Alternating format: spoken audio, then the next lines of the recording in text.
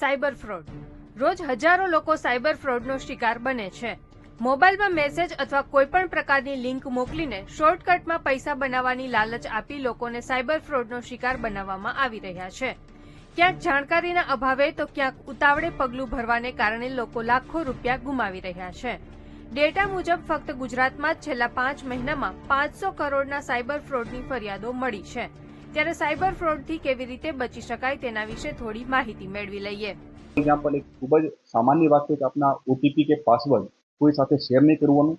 બીજી વાત, આપની પાસે એસએમએસમાં કે વોટ્સએપ ઉપર ક્યારે પણ કોઈ લિંક આવે તો અનવેરીફાઈડ લિંક ઉપર ક્યારે ક્લિક નહીં કરાવવાનું.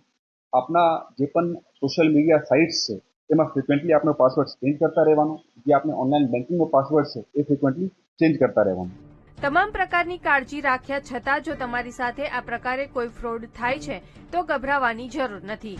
આપ 1930 નંબર ઉપર સાયબર ફ્રોડની ફરિયાદ કરી શકો છો.